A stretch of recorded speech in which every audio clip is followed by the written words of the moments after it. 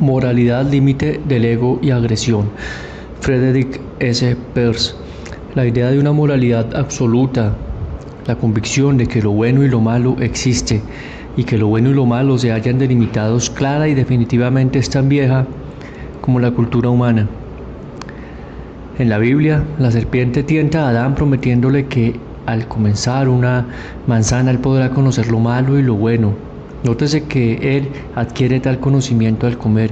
Incluso un hombre de la iluminación como Sigmund Freud muestra rasgos de tal idea cuando dice: el inconsciente no es siempre malo, algunas veces es mejor que la persona consciente. Sin duda, las investigaciones psicoanalíticas muestran que al menos nuestras conciencias se comportan como si existiera realmente una moralidad absoluta. La conciencia evalúa nuestras obras como buenas y malas. El carácter absoluto de la moralidad presenta una enorme ventaja. Proporciona al creyente una sensación de seguridad. Sabe cómo actuar, sabe lo que es correcto e incorrecto. La ley exige que una persona sana pueda distinguir lo correcto de lo incorrecto. Esto puede no gustarle, pero con ello evita la duda y los problemas. La idea de una moral relativa tampoco es nueva. Las pruebas de ello son tan aplastantes que difícilmente podemos entender por qué la humanidad ha permanecido sufriendo las nociones de pecado y culpa que a menudo llevan a la desesperación, al suicidio, a la santidad, a la locura o a la encarcelación voluntaria. Pero en realidad estamos suspendidos entre los dos polos, la incertidumbre de la moralidad relativa y la desesperación de la moralidad absoluta, entre la exila de la razón y el caribdis de la revelación. ¿Hay alguna solución frente a este conflicto? ¿Podemos acaso encontrar un absoluto unificante detrás de la relatividad de la moral? ¿Un punto de vista desde el cual puedan unificarse la fe, la convicción y la racionalidad? Yo creo que sí, pero no pienso que esto pueda lograrse sin llegar a una nueva actitud hacia la agresión. Pretendo demostrar en este trabajo que la moralidad y la agresión están esencialmente unidas. Podemos considerar la moralidad absoluta y relativa con respecto a la personalidad total o a la situación. En la historia del Dr. Jekyll y Mr. Hyde, la personalidad total es buena o mala. Incluso es representada por dos personas con dos nombres distintos. Es así como en el lenguaje ordinario solemos decir: él es una persona diferente, ella solía ser tan buena, eres un niño malo, eres un mentiroso. En cada caso estamos identificando a la personalidad total.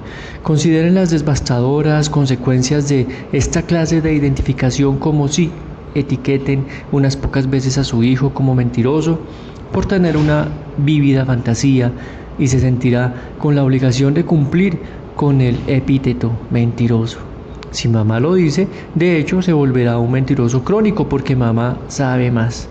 Respecto a situaciones, piensen en la moralidad victoriana y comparen eso con la actualidad. El mejor tema para esta comparación es la actitud hacia el sexo. En ese tiempo la condenación del sexo era tan fuerte que inmoral significaba sexualmente inmoral. Comparen el ideal victoriano con nuestro ideal. El ideal victoriano era ser hermoso, casto y económico. El ideal estadounidense actual es ser encantador, sexy y eficiente. A causa de la independencia económica, del conflicto siempre creciente entre religión y ciencia, la simplicidad de la fe y la codicia de progreso, la situación social se ha visto alterada. Desde el punto de vista del psiquiatra, podemos decir que se ha ganado la batalla contra la represión sexual productora de neurosis, pero aún queda mucha limpieza por hacer. Por ejemplo, siendo que el sexo se practica a destajo, la calidad del acto sexual como la expresión más íntima e intensa deja mucho que desear. En vez de hallar satisfacción y gratitud en lo que debiera ser el clima extáxico de la experiencia humana, encontramos vacío y disgusto, frigidez y perversiones. El peligro implícito en la visión actual es este. Mientras que en la época victoriana la mayor parte de la maldad era atribuida al sexo, ahora la atribuimos con demasiada facilidad a la represión del sexo. Aún así, podemos decir con seguridad que en la esfera sexual hay menos sufrimiento. Ahora podemos perseguir al siguiente duende de la humanidad, la agresión, que hoy en día es considerada como la raíz de todo mal. La agresión comparte este sitial con el dinero, pero soy de la opinión de que la maldición del dinero no puede ser resuelta hasta que hayamos llegado a un mejor entendimiento de la agresión. Por ejemplo, permítanme solamente mencionar que sin resolver el enigma de la agresión no podemos entender la codicia. Existe una mezcla interesante de moralidad relativa y absoluta dentro del individuo. Usamos la expresión norma doble. Esto significa que tenemos dos varas para medir moral, una para nosotros y otra para los demás. Quo licet Jovi, non licet bovi. Lo que le es permitido a Júpiter le es prohibido a las vacas. En psiquiatría encontramos una enfermedad que tiene esta doble moralidad. Copio su síntoma principal. Me refiero a la paranoia. El paranoico es siempre un moralista y está muy orgulloso de ello.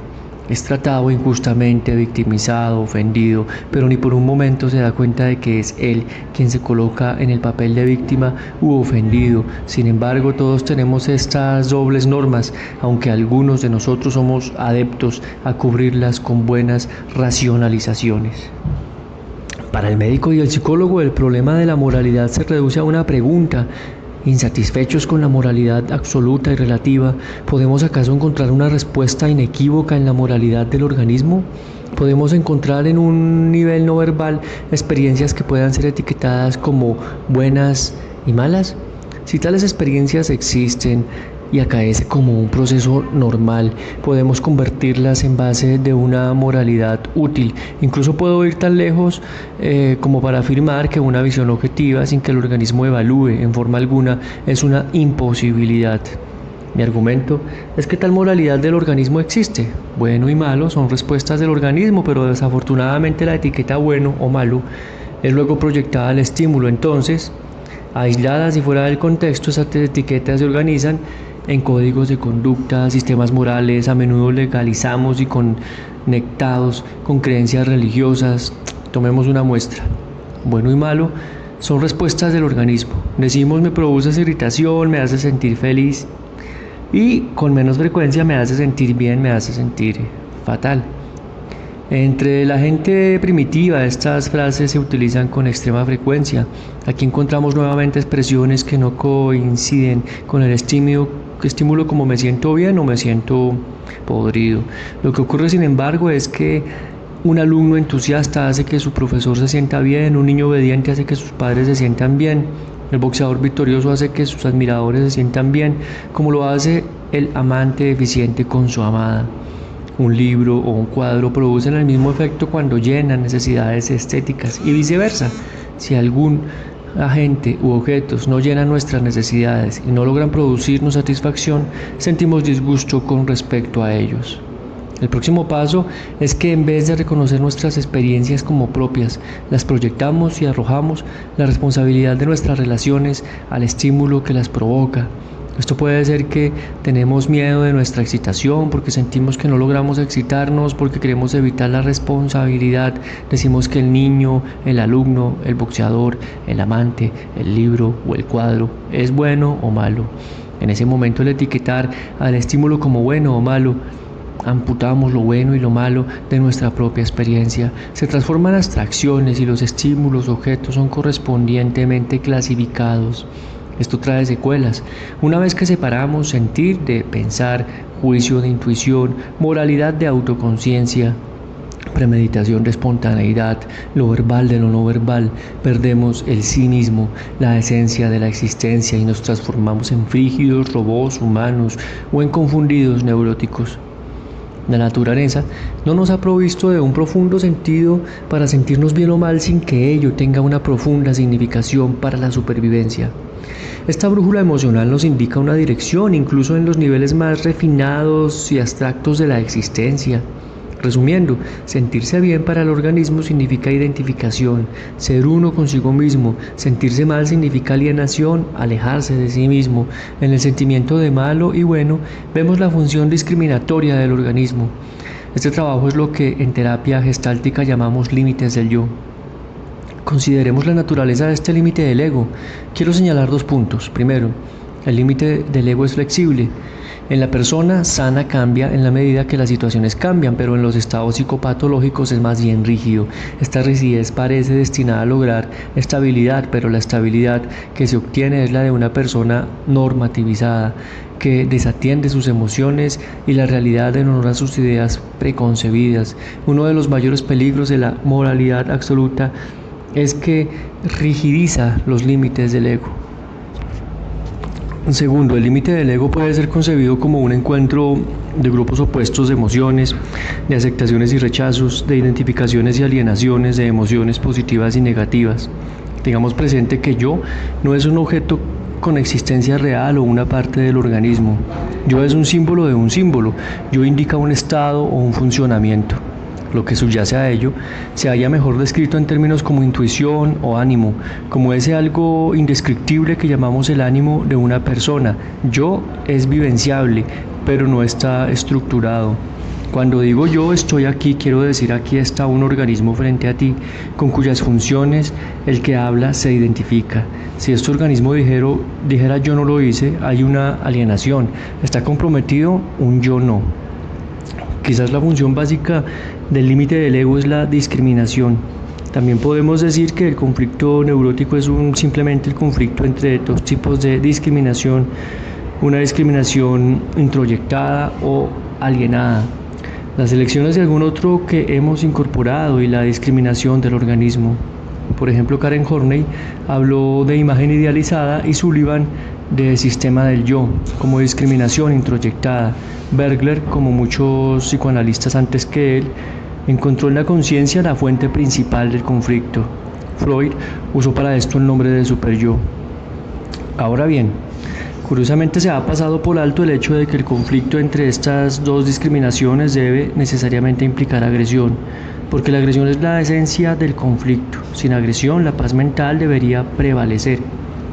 Así cualquiera sea el conflicto neurótico, debemos atenernos antes que nada a la agresión que causa y mantiene el conflicto. Volvamos al Dr. Jekyll y a Mr. Hyde. En esa historia el conflicto aparentemente desaparece en lo que al doctor se refiere. Él ha negado todas sus cualidades indeseables y ha llegado a ser un ideal. Su discriminación ha mantenido todo lo que en su época era considerado como bueno, proyectando todo lo malo en Mr. Hyde. Por ejemplo, podemos decir que negó su naturaleza animal. El límite de su ego corría entre las dos personalidades. Todo lo que está dentro del límite es bueno y todo lo que está fuera es malo. En realidad deberíamos llamar a nuestro héroe Mr. X porque, como lo están viendo, el doctor y Mr. son dos partes de una personalidad disociada y la separación, el área aislada, es el límite del ego. Por supuesto, el idealista en esta persona querría transformarse en un asesino con el fin específico de matar su propia naturaleza animal, pero esto significa suicidio. Y el final de la historia, porque no podemos matar la naturaleza. Hablando en términos más generales, dentro de cada límite del ego encontramos las fuerzas cohesivas de la integración que llamamos lo bueno y en el otro lado las fuerzas destructivas de agresión que llamamos lo malo. En el interior está lo que aceptamos o nos es familiar y fuera está lo que rechazamos como ajeno o extraño. Las leyes del límite del ego, la identificación y la alienación se aplican a todos los fenómenos de límites. Se aplican a las relaciones interpersonales como tú eres mío, ya no te conozco, este puede ser mi hijo. Se aplican intrapersonalmente como en el caso de Mr. X. Podemos llenar libros completos con ejemplos de nuestras disociaciones, de partes de nosotros mismos, debidas a represiones, proyecciones, autocontrol y otros medios de alinear la discriminación organísmica. La identificación y la alienación también se presentan en las organizaciones sociales, en una nación, en un club, en un grupo racial, en una fraternidad. Estas leyes son particularmente notorias cuando se destaca la otridad, como en los nacionalismos, en los cultos, en los sistemas de explotación o reforma.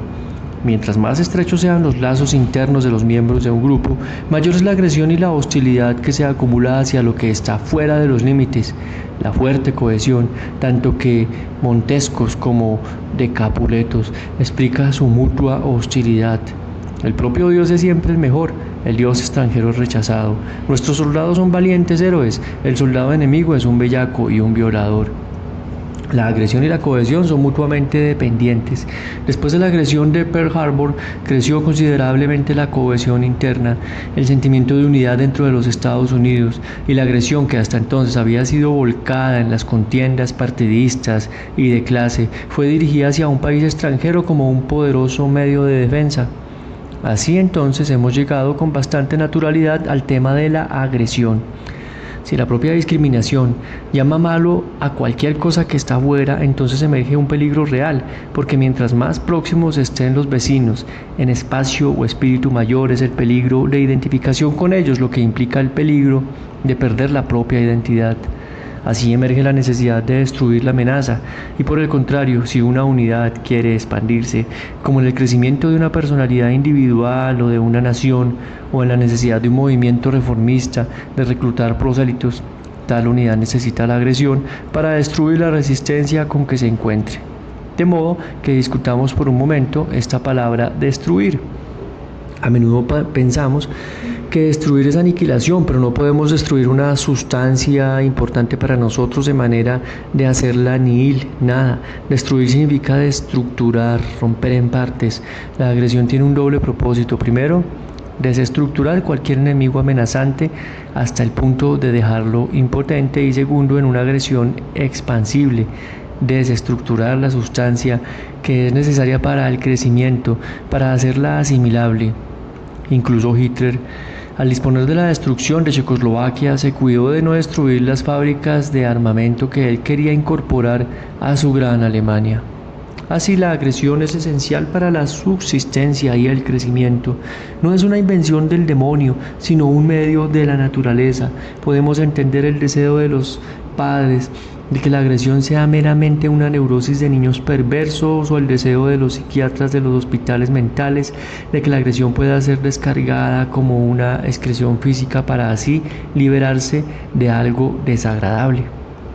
En realidad, la naturaleza no es tan derrochadora como para crear una energía tan poderosa como la agresión solo para deshacerse de ella o eliminarla. En los casos de agresión patológica tenemos ejemplos de agresiones desorganizadas e inútiles. Como herramientas de la naturaleza, la agresión es valiosa. Como herramienta de la discriminación moralista, se transforma en un instrumento de no sobrevivencia. Por ejemplo, un caso de quiebre nervioso está causado por un exceso de autocontrol, y esto significa que la persona está dirigiendo la agresión hacia sus propios impulsos espontáneos. Para vivir, un organismo debe crecer física y mentalmente. Para crecer debemos incorporar sustancias externas, y para hacerla asimilable tenemos que desestructurarla. Consideremos tan solo la herramienta fundamental de la desestructuración agresiva: los dientes. Para elaborar las proteínas altamente diferenciadas de nuestro cuerpo, tenemos que desestructurar las moléculas de nuestra comida. Hacemos esto en 3 etapas: morder, masticar y digerir. Para morder tenemos los incisivos, los dientes frontales, que en nuestra cultura están de alguna manera reemplazados por el cuchillo. El primer paso es cortar los pedazos grandes en bocados. En segundo lugar, moler los bocados hasta transformarlos en pulpa con la ayuda de nuestros molares, o culturalmente con molinos. Un paciente me dijo que él no veía nada agresivo en masticar, aunque sí lo veía en morder, pero ¿cómo se sentiría si yaciera entre 2 piedras de molinos? Finalmente está la desestructuración química, que se realiza en nuestros estómagos por medio de ácidos disolventes. Por ejemplo, el caso del resentimiento, que es una agresión incompleta, a menudo termina en úlceras estomacales. Por supuesto, no solo los dientes son herramientas de agresión, sino también los músculos de las mandíbulas, las manos, las palabras. La agresión se da en el quehacer armónico de todas las partes de la personalidad. Ahora, si queremos integrar a la personalidad neurótica, primero tenemos que desestructurar los síntomas. En otras palabras, no tratamos de deshacernos de los dolores de cabeza o las obsesiones eliminándolas o expulsándolas de algún modo. Si esto fuera posible, el paciente quedaría lisiado. Dejamos esos intentos a los psicocirujanos. Lo que deseamos hacer es reorganizar, desestructurar y reestructurar la personalidad. Cuando hacemos eso, invariablemente nos encontramos con mucha agresión que ha sido utilizada en autocontrol, autocastigo e incluso en autodestrucción. Encontramos agresión que ha sido proyectada y que parece como un miedo crónico a una catástrofe inminente. Encontramos agresión destructiva en la irritabilidad, en la retirada y en la autorrepresión. En resumen, encontramos un montón de agresión sobrante, pero sostener que la agresión como tal es responsable de las distorsiones patológicas como el hitlerismo o el sadismo es como sostener que el impulso sexual es el responsable de las perversiones. Ni la agresión ni el sexo son responsables de la neurosis, sino la deformada, la desafortunada canalización de la agresión que acaece en nuestras instituciones y familias, que se refleja especialmente en la inhabilidad para enfrentarse con progreso industrial y con infierno de la vida urbana. Hemos olvidado nuestras discriminaciones organísmicas y así hemos aminorado el grado de satisfacción en nuestras vidas. Atrapados en la prisa y las preocupaciones no tenemos tiempo para finalizar situaciones. Principalmente quizás, en vez de ser atraídos por lo que les interesa, las personas son llevadas por el deber, por la necesidad de ganarse la vida en ocupaciones que no son apropiadas para ellas, que no son su verdadera vocación, por codicia de cosas en vez de apetito de relaciones significativas, por codicia de entretención en lugar de esfuerzo, por la felicidad. En mi opinión, todo esto está conectado en forma importante con el carácter defectuoso de nuestros hábitos de comer, y en cada terapia dedico considerable tiempo a la reestructuración de estos hábitos. Las perturbaciones en la respiración producen síntomas de ansiedad. El no empleo de la agresión biológica en una insatisfacción y adecuada digestión del alimento produce muchos problemas neuróticos. Veamos si podemos conectar todos estos hilos. El crecimiento del organismo toma lugar al ingresar nuestras expresiones, esto es, con la asimilación del organismo de las sustancias físicas, emocionales e intelectuales que el ambiente ofrece y que satisface una necesidad. Si no hay asimilación, nos quedamos con los introyectos, las cosas son tragadas enteras, no hacemos propio el material foráneo. Esa es una moralidad introyectada, es el producto de una agresión incompleta, un morder, un masticar, una digestión incompleta de los modelos de padres, profesores y sociedad. Quizás parte de ese alimento no fue hecho para ese organismo, nunca debió probarlo siquiera, sin embargo lo tragó a fuerza.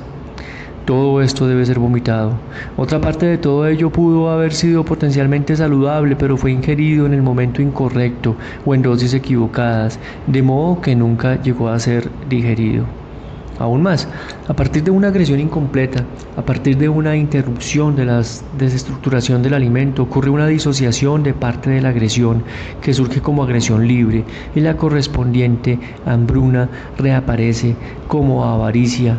La esencia de lo que es incorporado por codicia es que no satisface la codicia requerida más y más para llenar el pozo sin fondo, porque el alimento no nutre.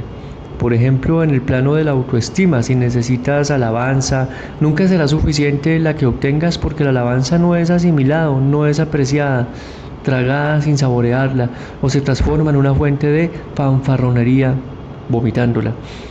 Y la agresión volante, que debió haber sido usada para la asimilación, encuentra su expresión en la tiranía, en el sadismo, en la irritación, y así sucesivamente. El organismo, entorpecido con esta introyección, pierde su apropiada discriminación, el estómago y la boca se ponen amargas o se desensibilizan, no hay apetito. Entonces se hacen elecciones equivocadas, se busca la alimentación en direcciones equivocadas de acuerdo a las necesidades ajenas. Así entonces se fijarán aún más los hábitos de desestructuración incompleta o mal hecha, porque sin saborear, sin apetito y sin necesidad, ¿cómo podríamos esperar una movilización completa de las funciones de la agresión, ya sea hacia el alimento, hacia la satisfacción sexual, hacia el conocimiento o hacia las relaciones sociales? La agresión sana no es más que el compromiso con nosotros mismos para el logro de la autorrealización. En la terapia, por el contrario, a medida que vamos reestructurando gradualmente los hábitos de agresión, examinamos y reevaluarnos los actos de discriminación. Por ejemplo, con un ejercicio de masticación pueden venir primero arcadas y vómitos, pero luego surgirán nuevas sensaciones gustativas y un apetito más vigoroso. y viceversa. Al reevaluar qué son los objetivos repulsivos y cuáles los deseables, pueden aparecer primero dolores y calambres en las mandíbulas y en otros músculos de agresión. Sin embargo, luego aparece una fuerza nueva para alcanzar y morder lo que es necesario para el organismo. Cuando el apetito y la agresión surgen de la necesidad del organismo y los objetos son discriminados por el organismo, esta presenta la misma seguridad que entregaban los rígidos cánones morales absolutos. Al mismo tiempo existe la flexibilidad y la relatividad necesaria y placentera en las circunstancias cambiantes del mundo, porque no se experimenta la angustia de perderse a sí mismo. Es uno mismo quien está eligiendo. Desde luego que en la práctica encontramos que el mayor obstáculo para la reorganización de la agresión es el miedo del paciente a herir o a ser herido en represalia. Sin embargo, podemos ver que en este miedo a herir, en su mayor parte, no es más que autoengaño e hipocresía, porque aunque la persona inhibe su acción o escotimiza sus deseos de herir directamente, siempre lo hace indirectamente. Hace esto al mostrarse frío e indiferente, al llegar atrasado, al decepcionar, al estar de mal humor, siendo torpe o rompiendo algo, etc. Ad infinitum. Lo que causa el sufrimiento no es el conflicto y la agresión que nos llevan a un cierre de la situación, cierre que es a menudo creativo y sorprendentemente satisfactorio, sino que es evitar traer la lucha a un terreno abierto y evitarla el asunto. Les menciono un caso extremo. Uno de mis pacientes de Sudáfrica había perdido un botón de su chaqueta. Durante 3 semanas sintió un agudo resentimiento contra su esposa porque no le había cosido el botón. Sin embargo, no le habló acerca de esto ni se tomó los 5 minutos necesarios para coser él mismo el botón. En cambio, le hizo la vida imposible para sí mismo y para su esposa con su enmurmuramiento entre semanas. ¿Qué conclusiones respecto a la moralidad y la agresión? El organismo no puede tolerar una situación incompleta. Con cada situación completada nos sentimos bien, con cada situación incompleta nos sentimos mal, intentando finalizar una situación con el objetivo de lograr bienestar y estabilidad. Movilizamos nuestras fuerzas para atacar el problema. Mientras más obstáculos hay en el camino, mayor es la cantidad de energía que ponemos en juego. En el hambre hay agresión oral, los deseos y frustraciones de otros tipos de componente, la agresión muscular. En el lenguaje, cuando nos sentimos bien, estamos logrando la cohesión deseada, nuestro discurso es suave y amistoso. Cuando nos sentimos mal o nos estamos frustrando, nuestras voces rechinan y maldecimos. Respecto a nuestros semejantes, cuando nos sentimos bien nos sentimos agradecidos, tenemos una sensación de contacto armonioso. Cuando nos sentimos mal, atacamos de alguna manera y tratamos de modificar el ambiente. Si evitamos agredir, sentiremos en cambio resentimiento o culpa. De modo que debemos decir, no es la agresión en sí la que es buena o mala, sino que es nuestro malestar o incomodidad el que provoca nuestra agresión.